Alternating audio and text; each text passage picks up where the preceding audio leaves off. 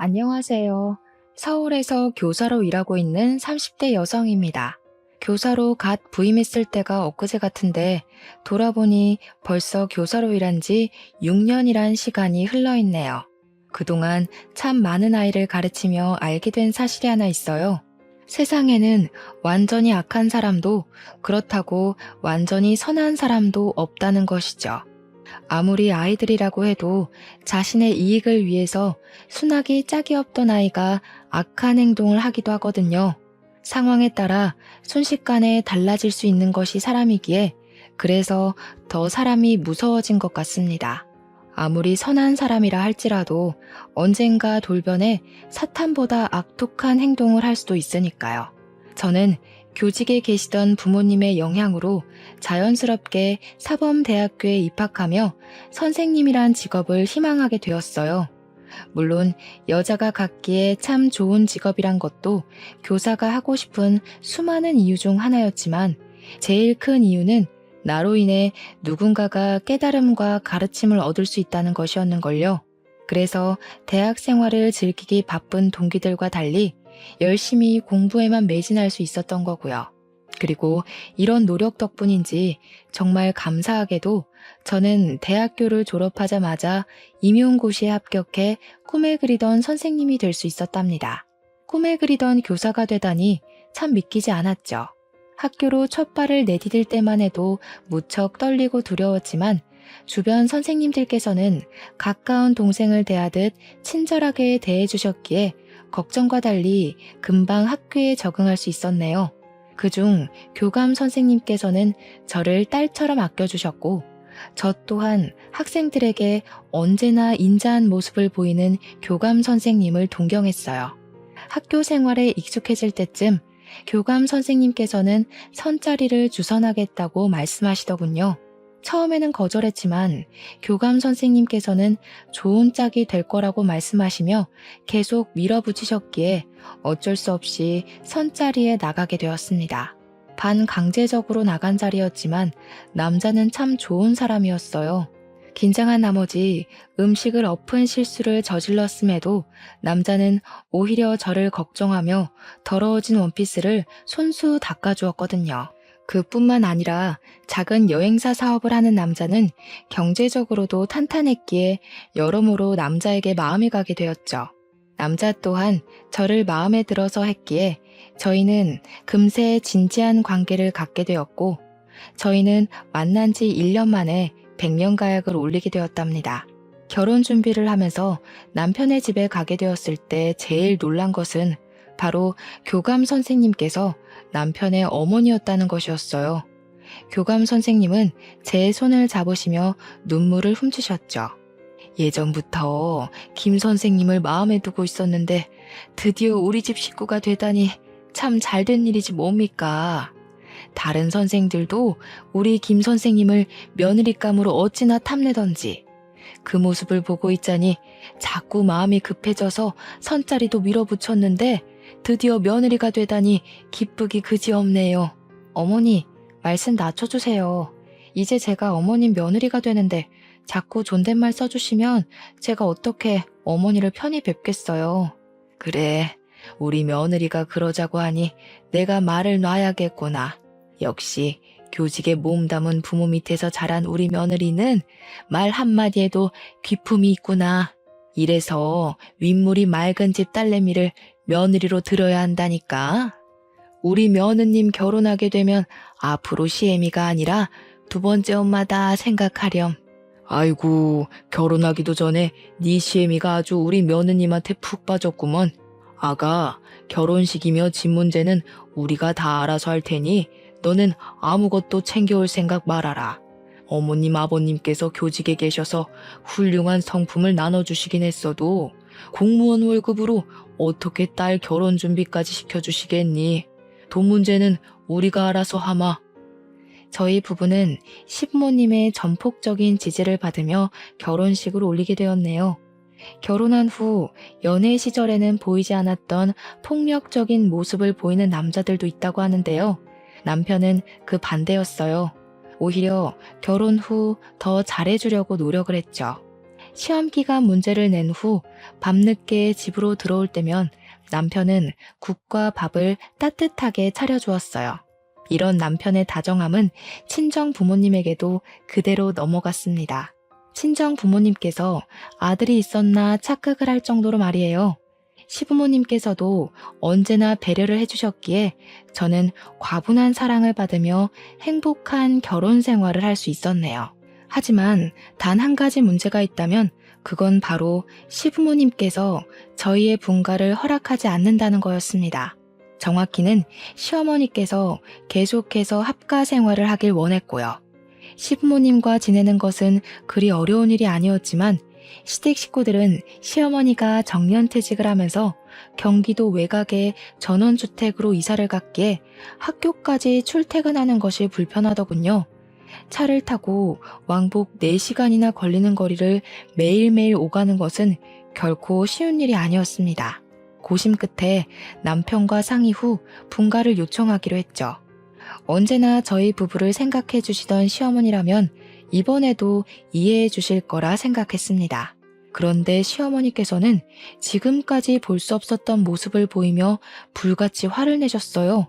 내가 못된 시무처럼 군 것도 아니고 그렇다고 네 시애비가 일하는 너한테 삼시세끼를 직접 차리라고 한 것도 아닌데 도대체 뭐가 아쉬워서 분가를 해? 시부모가 오냐오냐 예뻐해주고 남편이라면 그저 내 말에 껌뻑 죽는 신용이라도 하는 걸 보니 한번 대들어도 좋겠다 생각한 거냐? 시애미가 동네 개마냥 웃어 보이는 거지 지금? 어머니, 그런 게 아니라요. 이 사람 출퇴근 시간 때문에 그래요. 어머니께서는 정년을 하셔서 잘 알지 못할 수도 있지만 이 사람 차 타고도 출퇴근 시간만 꼬박 4시간이에요. 남편은 저를 대신해 시어머니에게 지금 상황을 설명하려 했지만 오히려 시어머니의 분노를 더 살 뿐이었어요. 시어머니께서는 탁자에 있던 커피잔까지 집어던지며 삿대질까지 하셨죠. 이번에도 남편이 나서서 말리려고 했지만 소용이 없었습니다.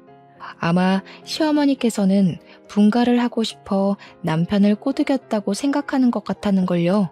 네가 직접 말해봐라. 평소에는 쫑알쫑알 뚫린 입이라고 잘도 나불대더니 어떻게 이렇게 중요한 얘기는 꿀 먹은 벙어리 마냥 입도 뻥끗 못해?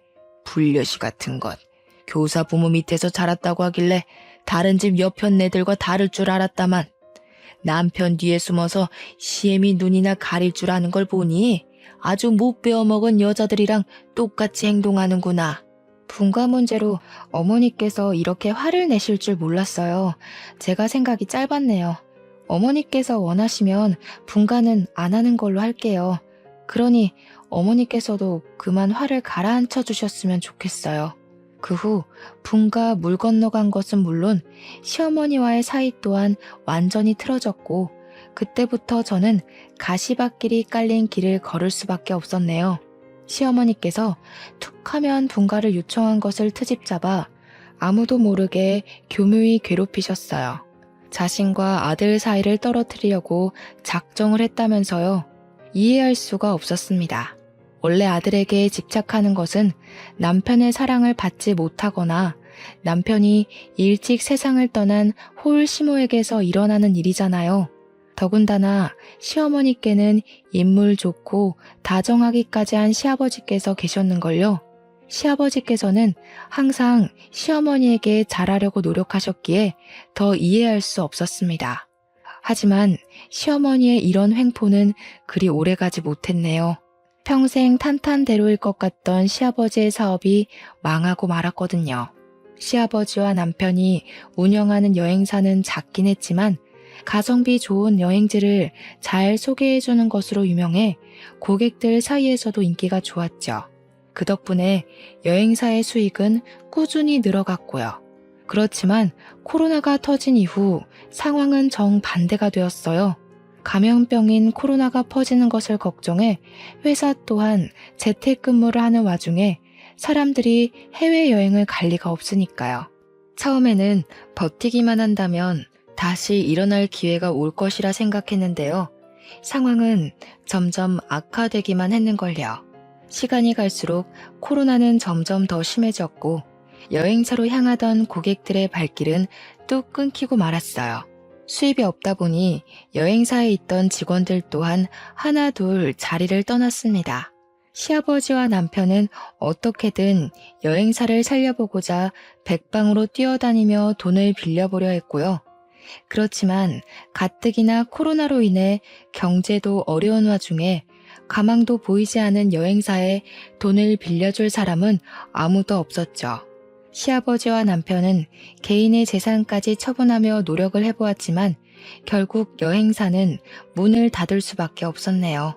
불행은 거기서 끝나지 않았습니다.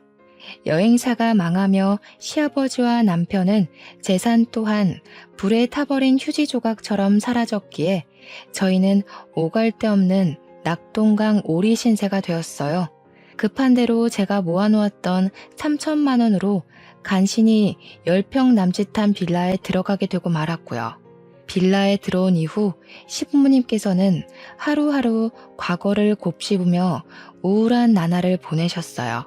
시아버지께서는 평소 드시지 않던 술을 드셨고 시어머니께서는 방에 틀어박혀 하염없이 눈물만 흘리실 뿐이었죠.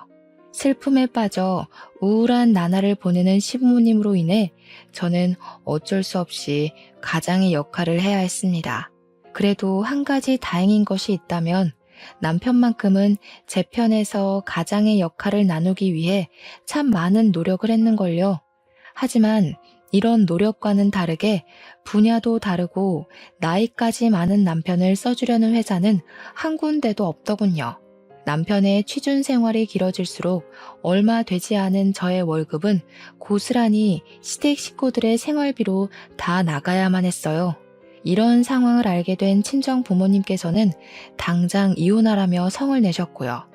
지금 너한테 딸린 애가 있는 것도 아닌데 뭐하러 남의 집에 돈까지 갖다 바치면서 살고 있어?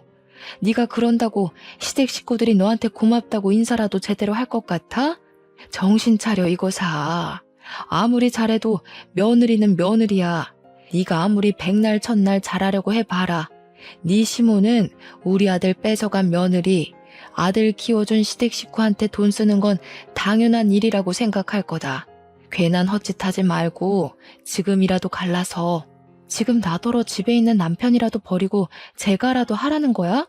엄마는 어떻게 말을 그렇게 해? 명호 씨가 엄마한테 얼마나 잘했는지 벌써 잊었어? 우리 집에 아들 생겼다고 좋아하면서 단물 빨 땐 언제고 인제 와서 헤어지라는 이유가 뭐냐고. 세상에 어느 애미가 다 망한 시댁 식구들 뒷바라지 하는 딸년 꼴을 그냥 두고 봐. 이서방이 아무리 잘했다고 하면 뭐하냐. 앞으로 고생길이 훤히 열린걸. 너 계속 이서방이랑 살다간 죽을 때까지 얼마 되지도 않은 월급 시댁에 다 처박으면서 산입에 거미줄 칠 수도 있어. 아직도 애미 마음을 이렇게 몰라? 어머니께서는 당장 이혼하라며 성을 내셨습니다. 어머니의 마음을 모르는 것은 아니었어요. 어머니께서 모진 말을 한 것도 이혼하라 말을 꺼낸 것도 모두 딸인 제가 고생할 것이 염려되어 한 말일 테니까요. 어머니의 말씀처럼 이혼하지 않는다면 저는 평생 고생을 하며 살지도 몰라요. 하지만 그런데도 남편을 너무 사랑했기에 이혼하고 싶지 않았는걸요. 남편과 이혼을 하고 다른 사람과 살 바에는 차라리 평생 고생을 하더라도 남편의 곁에 남아있고 싶었죠. 하지만 세상에 곧 죽으라는 법은 없는 것처럼 시아버지에게 걸린 한 통의 전화로 인해 저희는 숨통이 트일 수 있었네요. 전화를 건 사람은 10년 전 시아버지의 도움으로 대학교를 졸업한 사람으로 이제는 어엿한 대표가 되어 있다고 하더군요. 대표는 코로나로 인해 마스크 사업이 크게 번창을 했다고 그러더라고요. 경제적으로 성공을 한 후 우연히 시아버지의 소식을 접하고 도움을 주기 위해 전화를 한 것이었어요. 대표는 시아버지와 남편을 불러 높은 연봉을 제시하며 자신의 회사에 취업할 것을 권유하셨습니다. 마다할 이유가 없었어요. 한 푼이 금한 상황에서 높은 연봉까지 제시했는데 안 갈 이유가 없잖아요. 시아버지와 남편이 일을 나간 후 집안은 전에 없던 활기가 돋아났습니다. 모든 것이 다 대표의 은덕 덕분이었죠. 대표는 남편뿐만 아니라 다른 직원들에게도 잘하려 노력을 하셨어요. 대표는 언제나 직원들을 가족 이상으로 생각하며 일을 한 대가를 감사하게 생각해 상여금이나 복지 같은 것을 두둑하게 챙겨주려 노력하셨거든요. 그런 대표의 모습을 가장 가까운 곳에서 지켜본 남편은 대표에게 존경하는 마음을 가지게 되었죠. 그 후 대표와는 가족보다도 더 가깝게 지내게 되더라고요. 가족 여행까지 같이 가면서 말이에요. 당연한 일이었습니다. 대표 덕분에 빌라 신세를 벗어났기에 은인과도 같은 존재였으니까요. 그렇게 2년이란 시간이 흐르고 그 사이 경제적으로 안정이 됨과 동시에 저희 부부는 드디어 분가하게 되었어요. 그 덕분에 저희 부부는 기다리고 기다리던 아이를 볼 수 있게 되었고요. 소중한 딸아이를 품에 안은 후 저희 부부는 좋은 부모가 되기 위해 애를 썼습니다. 시어머니 또한 딸아이가 태어난 후부터는 좋은 시어머니로서, 좋은 할머니로서 역할을 다하기 위해 힘을 써주셨어요. 여행사가 망한 후 온갖 고생을 겪으며 며느리였던 저에게도 가족으로서 든든한 동지애를 느꼈던 것이었겠죠. 언제나 좋은 모습을 보이려는 시어머니로 인해 저 또한 좋은 며느리가 되기 위해 노력했습니다. 일주일에 한 번씩 시댁을 찾아가면서요. 그런데 시댁에 자주 방문하다 보니 이상한 것이 한 가지 있더라고요. 시아버지께서 자꾸만 딸아이의 이름을 까먹는다는 거였죠. 우리 손녀 이름이 뭐더라? 나도 나이가 들었는지 자꾸 까먹게 되는구나. 예슬이잖아요. 아버지가 직접 지어주셨었는데 기억 안 나세요? 맞다. 우리 예슬이. 나도 늙기는 늙었나 보다. 기억력이 예전 같지가 않아. 이거 원 우리 손녀 이름을 적어놓기라도 하든지 해야지. 안 그래도 요즘에 걱정돼 죽겠다.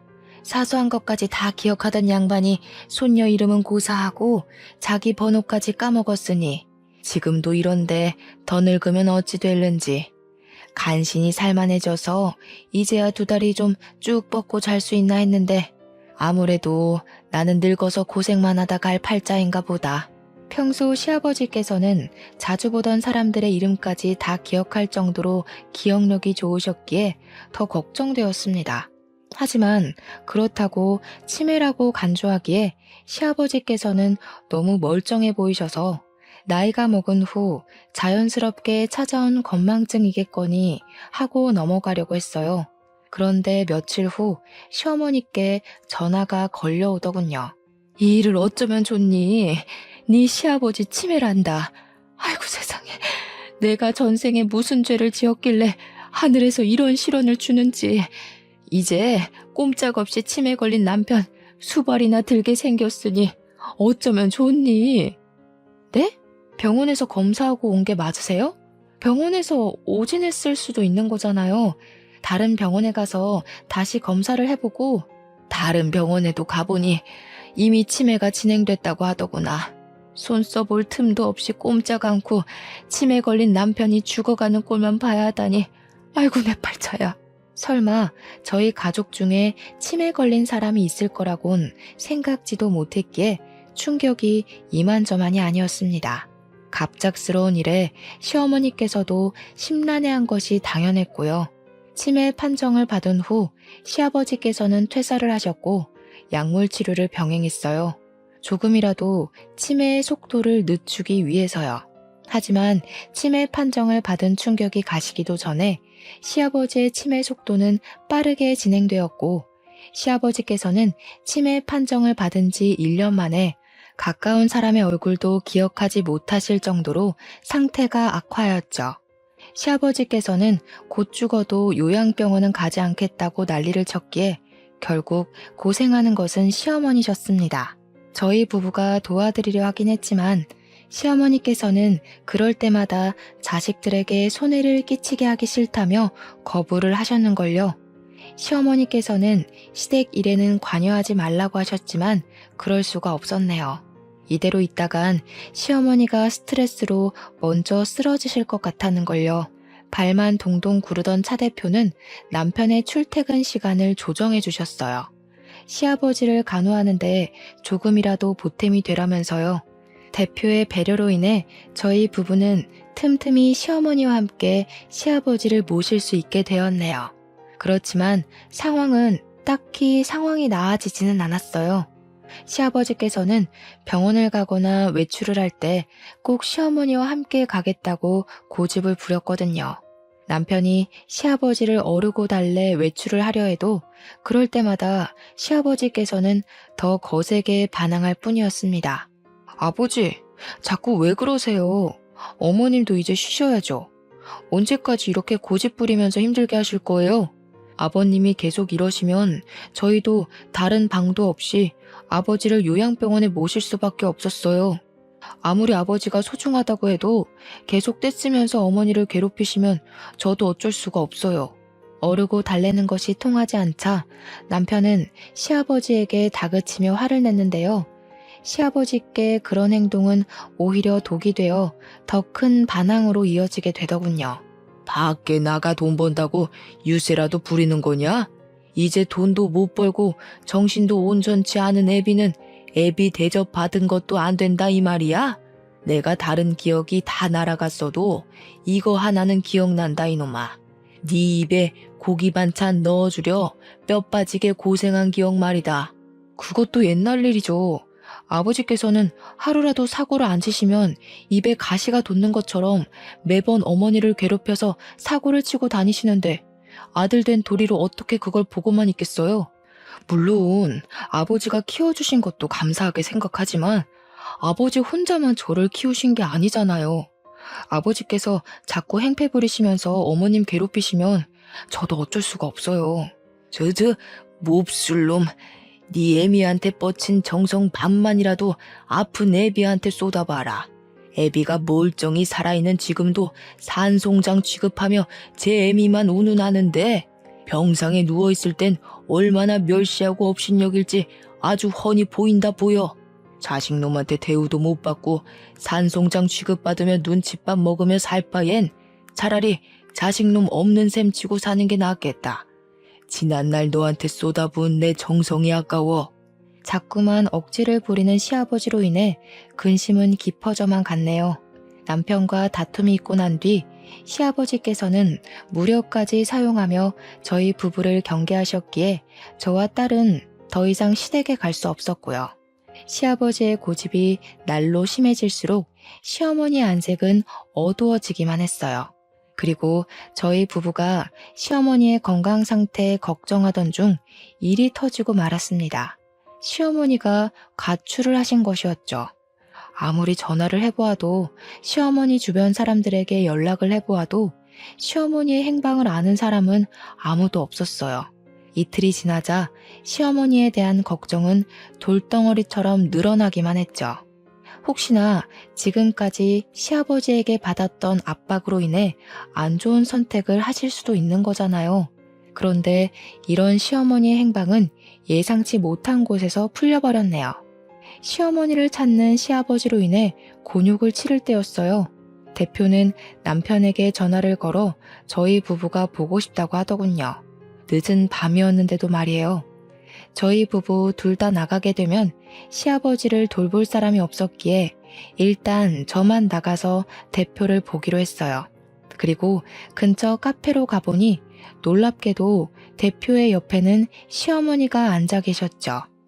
시어머니를 본 순간 대표의 앞이라는 것도 까먹고 큰 소리로 시어머니를 부르며 달려갔네요. 정말 시어머니께서 잘못된 선택을 하신 줄 알고 무척이나 걱정했었거든요. 어머니, 그동안 어디 계셨던 거예요? 명호 씨랑 제가 얼마나 걱정을 했는데요.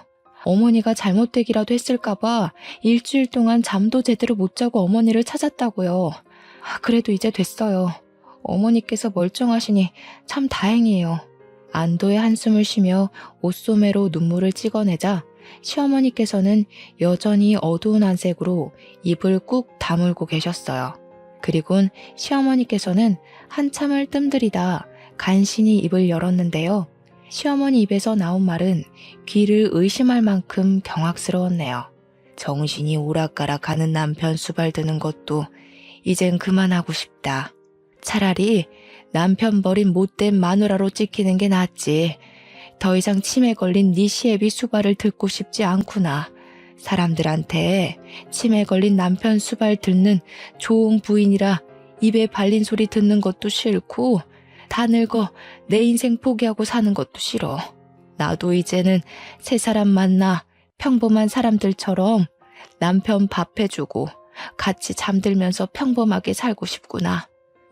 어머니, 지금 재혼이라도 하겠다고 말씀하시는 거세요? 상대가 누구길래 이런 상황에서 재혼한다는 말씀을 하시는지. 시어머니께서는 옆에 있던 대표의 손을 잡으며 재혼을 하겠노라 말씀을 하셨어요. 대표와 시어머니가 재혼한다는 말을 들었을 때 그만 마시고 있던 커피를 뱉어낼 뻔했죠. 아무리 치매 걸린 시아버지가 싫다고 해도 어떻게 평소 가족처럼 지내던 대표와 재혼한다는 말씀을 하시다니요. 게다가 대표는 시어머니보다 10살이나 어렸는걸요. 두 분 모두 이해가 가지 않았어요. 치매 걸린 남편을 버리고 재혼을 한다는 시어머니도 젊은 날 자신을 도와주었던 사람의 아내와 결혼을 한다는 대표도 말이에요. 그러던 중 대표는 시어머니를 감싸며 모두 자신의 잘못이라고 말을 하더군요. 자신이 아주 오래전부터 시어머니를 짝사랑한 탓에 일어난 일이니 탓하려거든 자신을 탓하라고요. 물론 그동안 시어머니께서 시아버지로 인해 얼마나 고생했는지는 잘 알았어요. 하지만 그렇다고 해서 모두가 힘든 상황에 혼자만 살겠다고 재혼을 하다뇨. 이기적으로 행동하는 시어머니를 보니 입이 써 아무런 말도 할 수 없었네요. 시어머니가 재혼 소식을 밝힌 후 예상한 대로 집안은 발칵 뒤집혔습니다. 남편은 시어머니에게 큰 배신감을 느끼며 재혼을 반대했는데요. 시어머니께서는 꿋꿋하게 재혼하겠다는 의견을 굽히지 않으셨네요. 아버지가 정신이 온전치 않은 와중에 재혼한다는 것도 기가 막히는데 하물며 아버지랑 제일 가까웠던 사람이랑 새 출발을 하시겠다뇨. 그게 지금 말이 되는 소리라고 생각하세요? 차라리 모르는 사람하고 정분이 났다 말씀하셨으면 아버지 수발 드는 게 힘들어 그랬을 수도 있겠구나 했을 거예요. 근데 이건 아니죠. 어머니께서는 우리 가족들 생각은 안 하세요? 어떻게 다른 사람도 아닌 아버지한테 은혜 받은 사람이랑 제가라도 한다는 말씀을 하실 수 있으세요? 어머니께서는 그 회사에서 일하는 제 생각은 눈꼽만큼은 안 하세요? 치매 걸린 시아버지도 모자라 새로운 시아버지를 두게 된 제 집사람 생각은요. 어머니께서는 정말 해도 해도 너무하세요. 자식놈이라고 하나 있는 게 어찌 이리 애미 마음을 몰라줘. 내가 그동안 치매 걸린 네 애비를 굶기기를 했냐? 아니면 병원을 안 가 마누라 된 도리를 안 하기라도 했냐? 나도 할 만큼 했어. 1년 동안 집에서 꼼짝도 안 하고 네 애비 옆에만 붙어 병시중만 들었다. 볼이 패이고 뼈가 앙상해질 정도로 지극정성을 다했다고. 네 눈에는 정신이 오락가락하는 네 애비만 보이고 끈 떨어진 뒤웅박 신세인 애미는 보이지도 않어? 어머니는 아버지가 불쌍하지도 않으세요? 다 늙어서 치매 걸린 남편 수발이나 들다 세상 떠날 내 팔자가 더 불쌍하다. 앞으로 네 시애비랑 나는 아무 상관도 없으니 정 네 시애비가 불쌍하다면 직접 똥 수발이며 밥 수발이며 들면서 평생 살아라. 나는 더 이상 더러워서 그 짓거리는 못해. 시어머니께서는 그 후 저희 부부에게 보여주기라도 하듯 서둘러 대표와 살림을 합치시더군요. 대표는 어떻게 해서든 남편과 시어머니 사이를 화해시키려 애를 썼지만 이미 시어머니와 대표에게 실망할 대로 실망한 남편은 대표의 말을 들을 생각도 하지 않더군요. 계속해서 대표가 시어머니와 만나는 자리를 만들려고 하자 아예 회사를 그만두었고요. 대표의 얼굴을 보고 싶지 않다면서요. 그래도 양심의 가책은 있었는지 대표는 남자에게 경제적 지원을 해주려 했습니다. 하지만 남편은 이를 거부했어요. 그러자 대표는 저를 통해 매달 생활비를 지원하겠다는 의사를 밝혔죠. 대표님께서 어떤 마음으로 도움을 주시려는지 알지만 그래도 남편 몰래 대표님께 경제적으로 지원을 받을 수는 없어요. 하물며 대표님께서는 저희 시어머니랑 살림까지 합치셨는걸요. 그래도 어떻게 받아주면 안 될까요? 회사까지 그만둔 마당에 당장 마땅한 수입도 없을 텐데 직장 구할 때까지만이라도 받아줘요. 그래야 내가 마음이 편할 것 같아요. 요즘 명호 이사 생각 때문에 내가 밤에 잠도 제대로 못 들어서 그러는 거예요. 그러니 제발 명호 이사가 다시 직장을 구할 때까지만이라도 받아주세요. 대표가 간절히 말해오니 차마 거절을 못하겠더라고요. 사실 저희도 반토막이 난 생활비로 지내기 버거웠거든요. 그렇게 저는 남편 몰래 대표에게 생활비를 지원받게 되었네요. 회사를 그만둔 후 남편은 택시 운전사로 취업을 해 틈이 날 때면 시아버지를 찾아뵈며 돌봐드렸어요. 택시기사 일을 선택한 것도 시간 쓰기가 자유로워서 그런 것이었죠. 저 또한 퇴근하고 남편을 많이 도와주었지만 치매 병증이 심한 시아버지에게는 전적으로 시아버지를 돌봐드릴 간병인이 필요했는걸요. 저희 형편이 넉넉지 않았기에 단시간으로 일하는 간병인을 구하는 공고를 올리자 다행스럽게도 간병인은 금방 구해지더군요.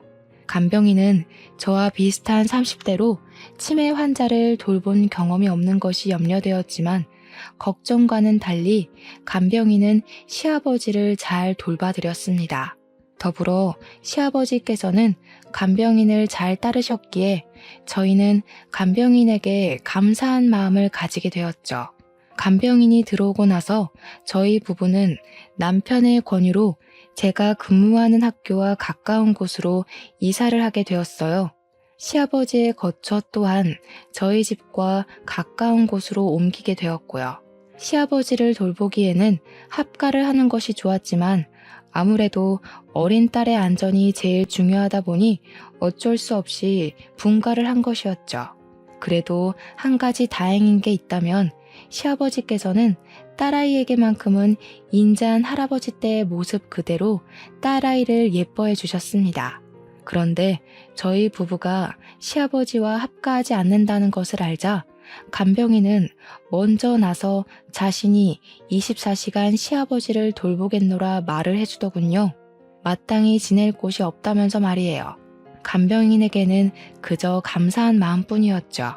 돈을 조금 주는데도 불구하고 상주 도우미로 일해주겠다니요. 그렇게 배려해준 간병인 덕분에 저희 부부는 한시름 놓을 수 있었네요. 시아버지를 자신의 가족처럼 잘 보살펴주는 간병인으로 인해 저희 부부는 간간히 같이 시간을 보낼 수 있었는데요. 간병인이 온 지 한 달이 되던 차 시어머니에게서 전화가 걸려오더군요. 전화를 받으려고 했지만 남편은 치매에 걸린 시아버지를 버리고 간 시어머니를 보고 싶지 않다며 전화 받는 것을 거부했죠. 다음날 찜찜한 마음으로 남편과 함께 시아버지를 모시고 병원을 갈 채비를 하고 있었어요. 원래라면 간병인과 남편이 따라가겠지만 간병인은 집에 일이 있다고 말해 어쩔 수가 없었죠.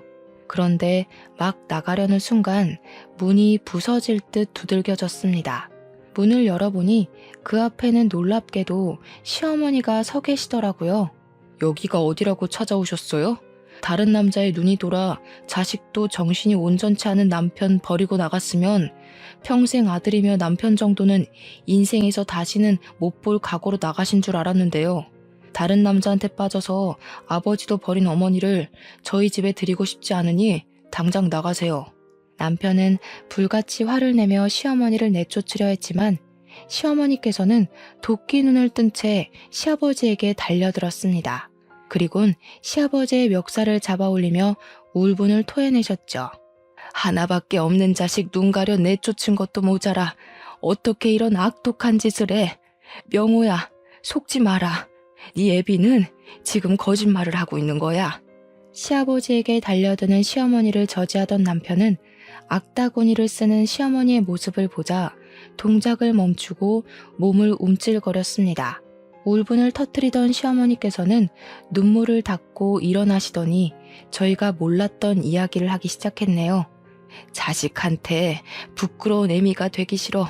그동안 아무리 더러운 일을 당해도 갖은 수모를 겪어도 꾹 참고 넘겼지만 더 이상은 안 되겠어. 나 하나 자식 앞에서 깨끗한 척 하자고 더러운 집안이 쑥대밭으로 변하는 꼴을 보는 것도 질렸다. 지금 애들 앞에서 무슨 말을 하려고? 외간 남자 때문에 나가서 집 나갔으면 그걸로 끝이지. 어디 집에까지 와서 행패야? 이제 당신 꼭두각시 짓 하면서 멀쩡한 사람 흙탕물에 담그는 일도 아주 지긋지긋해. 왜? 내 비밀 가지고 협박할 때는 신이나 입에 귀에 걸리더니 이제 애들 앞에 당신 실체 까발려질 생각하니 속이 뒤틀려? 나는 당신한테 협박당하는 동안 수도 없이 속이 뒤틀리고 마음이 찢어졌어. 시아버지께서는 벌떡 휠체어에서 일어나 시어머니에게 달려들었습니다. 깜짝 놀랐어요. 요 몇 년간 이렇게 건재하고 멀쩡한 시아버지의 모습을 본 것은 처음이었거든요. 시아버지에게 저지를 당하면서도 시어머니께서는 계속해서 저희에게 시아버지의 실체를 폭로하셨고요. 명호야, 그동안 내가 네 애비 때문에 얼마나 고생을 했는지 아니? 내가 너희 대표랑 살림을 차린 것도 다 대표 돈이 탐나서 네 애비가 꾸민 짓이야. 어디 그뿐인 줄 아니? 네 시애비가 끼고 도는 간병인이 어떤 사람인데. 말도 안 되는 유언비어로 애들한테 쓸데없는 소리 하지 말고 썩 꺼지기나 해. 딸버린 내연녀 들여서 끼고 돌 때는 좋아 죽더니 애들 앞에서 까발리니 이제야 겁이 나? 내연녀라뇨? 치매 걸린 노인인 척 눈속임에서 딸버린 내연녀를 간병인으로 곁에 두고 희희낙낙한 거지 뭐긴 뭐냐. 너희는 모두 다 속은 거야. 상상도 할 수 없던 간병인의 정체에 남편은 입을 닫고 뒤로 물러났어요. 깜짝 놀란 것이겠죠. 시아버지께서 치매에 걸린 노인인 척 연기를 했다는 것부터 믿을 수 없는 일 투성이더군요. 모든 것이 다 꿈같이 느껴질 정도로 말이에요. 더군다나 모든 것이 시아버지께서 내연녀와 풍족한 생활을 하기 위해 벌인 일이라니 믿을 수가 없었는걸요. 하물며 시아버지의 말이 맞다면 시어머니께서는 왜 말도 안 되는 시아버지의 요구를 들어주었는지 의문이 들더군요. 내연녀와 새살림을 차리겠다는 남편을 그냥 두고 볼 여자는 세상에 없는 거잖아요. 더럽게 유부남이랑 노란한 걸 걷어준 것도 모자라. 그 자식까지 먹여 살리려 해줬더니 이딴 식으로 내 뒤통수를 쳐? 차라리 못난 애미 되는 게 낫지. 당신 같은 악독한 사람 때문에 순진한 사람 등쳐먹는 짓은 더 이상 못해. 이 순간 제일 충격을 받은 사람은 남편이었습니다. 시아버지 말을 믿지 못한 남편이 재차 물으려 했지만 시아버지께서는 이미 집을 나간 후였어요. 집을 나간 시아버지께서는 다음 날이 돼도 집에 들어오지 않으셨기에 남편의 속은 시커멓게 타들어갈 뿐이었는걸요. 전날 있었던 충격이 얼마나 컸는지 한 번도 출근을 걸은 적 없던 남편은 택시 일까지 빼먹으며 꼬박 일주일 동안 집에 틀어박혀 입에 대지도 않던 술독에 빠져 살았습니다. 이런 남편이 걱정되었는지 일주일이 지나자 시어머니께서는 직접 저희 집에 방문하셨어요. 하지만 충격이 커서인지 남편은 시어머니를 보지 않겠다고 하더군요. 시어머니가 돌아간 후 걱정이 되었어요. 남편이 이대로 계속해서 술독에 빠져 살면 어쩌나 하는 걱정 말이에요. 그렇지만 이런 걱정과는 달리 한 달이 지나자 남편은 매일같이 마시던 술도 끊고 예전처럼 택시기사 일을 시작했죠. 예전처럼 생활하는 남편은 얼핏 보면 상처를 잊은 것처럼 보였지만 꼭 그렇지만도 않았네요. 한 달이 지나도록 집을 나간 시아버지께는 아무런 연락이 오지 않았거든요. 남편이 회복했다는 소식을 듣자 시어머니께서는 다시 저희 집으로 찾아오셨습니다. 이번에는 남편 또한 시어머니와 만나는 것을 거부하지 않았고요. 자리에 앉자 남편은 시어머니에게 왜 유부남과 부적절한 만남을 가져서 자신을 낳았는지 물어보았는데요. 시어머니께서는 피하지 않고 말씀을 해주셨네요. 처음에 만났던 그 사람은 나에게 유부남이었다는 걸 숨긴 채 만났어. 나와 결혼을 약속한 깊은 사이였는데 다른 사람과 인연을 맺었을 거라고는 상상도 못했지. 뱃속에 네가 생겼다고 하자 그 사람이 그제야 자기가 유부남이었다고 고백을 하더구나. 그 사람도 네 할머니도 뱃속에 있는 너를 지우라고 난리였지만 차마 나한테 찾아온 너를 지울 수가 없더구나. 그래서 평생 혼자 살 각오로 너를 낳아서 키우게 된 거였지. 그럼 말씀하신 대로 평생 혼자 사셨어야죠. 왜 애꿎은 아버지랑 결혼해서 이사다를 내셨어요? 나도 처음엔 평생 혼자 살 생각이었어. 근데 옆집으로 이사를 온 후 네 아버지가 계속 나를 따라다녔지. 사실을 털어놓고 나면 금방 물러갈 거라 생각했었는데 오히려 네 아버지는 다 이해할 수 있다며 오히려 결혼하자고 말하더구나. 너한테도 참 다정하게 구는 게 이 사람이라면 평생 같이 살며 모든 일이든 믿고 맡길 수 있다고 생각했어. 근데 일이 이 지경까지 간 걸 보니 내가 사람을 잘못 봐도 한참 잘못 본 것 같구나. 내연녀랑 같이 쳐들어와서 너한테 친아버지란 작자가 결혼도 안 한 처자랑 바람이나 피는 유부남이라고 말한다고 협박을 하는데 차마 너한테 직접 말할 용기가 안 났어. 차라리 내 손을 더럽히는 게 낫다고 생각했지. 미안하다. 모든 게 다 이 애미가 모자란 탓이야. 시어머니가 사과하자 남편은 참았던 눈물을 쏟아내며 가슴을 두드렸어요. 그러면서 시아버지만을 위하며 시어머니를 몰아낸 자신을 탓하고 원망하며 지난 날을 후회했죠. 남편을 위해 잘못된 일이라는 것을 알면서도 어쩔 수 없이 나쁜 일에 가담을 한 시어머니도 숨겨졌던 친부의 존재를 알게 된 남편도 모두 가여워 가슴은 하염없이 미어져만 갔습니다. 두 사람 모두 자신이 원해서 한 일이 아니잖아요. 그런 힘든 일이 있었으면 말씀을 하셨어야죠. 혼자서 속만 끓으시고 얼마나 힘드셨겠어요. 저야말로 죄송해요, 어머니. 아버지한테 정신이 팔려 어머니의 상처를 헤아리지 못했으니 모든 게 다 제 불찰입니다. 모든 것을 알게 된 후 남편은 시어머니를 협박해 대표의 재산을 가로채려 했던 시아버지에게는 협박죄를, 그 옆에서 시아버지를 도왔던 내연녀에게는 혼인 파탄의 책임을 물어 위자료를 청구했네요. 증거가 명백했기에 시아버지와 내연녀는 빼도 박도 못하고 책임을 물어야 했고요. 뒤늦게 사태의 심각성을 알게 된 시아버지는 남편에게 애걸복걸하며 소송을 취하해달라고 빌었지만 이미 시아버지의 정체를 알게 된 남편에게 그런 애원이 통할 리가 없었죠. 진부도 버린 널 이날 이때까지 키운 게 바로 나다. 진부가 바람이나 피우는 몰상식한 사람인 걸 알았으면 피도 안 섞인 널 키워준 나한테 고마워해야지. 결혼한 주제에 다른 여자 끌어들여서 바람 피운 건 아버지도 마찬가지 아닌가요? 아니죠. 아버지는 돈 잘 버는 후배가 셈이나 어머니를 이용해서 협박까지 했으니 더 심할 수도 있겠네요. 저는 어머니가 받은 만큼 돌려드리는 거니 너무 억울해하지 말고 감옥에 가서 눈에 넣어도 아프지 않을 내연녀랑 함께 손 꼭 붙잡고 백년해로 하세요. 오빠, 아들 좀 말려봐요. 계속 이대로 보고만 있을 거예요? 팔자 한번 고쳐보자고 오빠랑 결혼했는데 팔자를 고치기는커녕 감옥에 들어가게 생겼으니 이제 어떡할 거예요? 명우야, 그동안의 정을 생각해서라도 고소는 취하에다오. 내가 이렇게 무릎 꿇고 빌 테니 한 번만 그냥 넘어가 줘라. 다 늙은 아비가 감옥에 가서 고생할 수는 없잖니. 어머니는 아버지 때문에 하루하루를 지옥같이 사셨는데 그깟 감옥에서 고생 좀 하는 게 대수겠어요? 무릎 한 번 꿇는 거로 끝내기에 아버지 죄가 너무 무겁잖아요. 사죄는 감옥에 들어가서 하세요.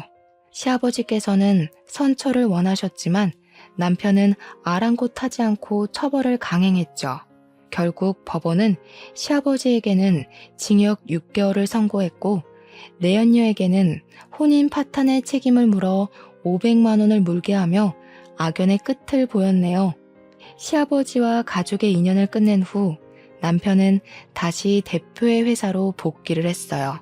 시어머니께서 모든 일을 털어놓았음에도 끝까지 그 옆을 지키며 법적으로 시아버지와 내연녀가 처벌받을 수 있게 도와주었거든요. 남편은 그 후 변하지 않고 한결같이 시어머니를 감싸준 대표에게 마음을 열기 위해 노력했어요. 그 마음을 아는 대표는 남편을 감싸주었고요. 현재 남편은 회사의 이사가 되었고 저희는 그 어느 때보다 평온한 나날을 보내고 있답니다. 하지만 시아버지는 잘 지내지 못하는 모양인지 계속 저희 부부에게 연락을 해오곤 하네요.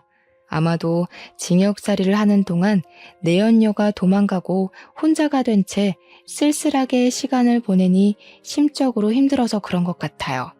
시아버지께서는 구구절절 하소연하시지만 불쌍하기는커녕 오히려 인과응보라는 생각이 듭니다. 오히려 시아버지와 같은 악독한 사람과 살았던 시어머니가 안타까울 따름이죠. 지금 제가 바라는 것은 단 하나. 저희 가족들이 지금처럼 행복하게 지내는 거예요. 이런 걸 보면 사람은 무지막지하게 악해질 수도 있지만 그런데도 사람들과 함께 모여 사는 이유는 결국 구원을 받는 것 또한 사람의 선함이기 때문인 것 같네요. 폭풍이 지난 하늘이 더 막듯이 악했던 시아버지로 인해 사람의 악함도 더할 나위 없이 선한 마음도 믿게 되었는데요. 저는 이번 일을 계기로 선한 마음을 가진 사람이 되고자 합니다. 그럼 지금까지 길었던 이야기를 들어주신 시청자분들에게 인사를 올리며 이야기의 마침표를 찍도록 할게요. 시청자분들 진심으로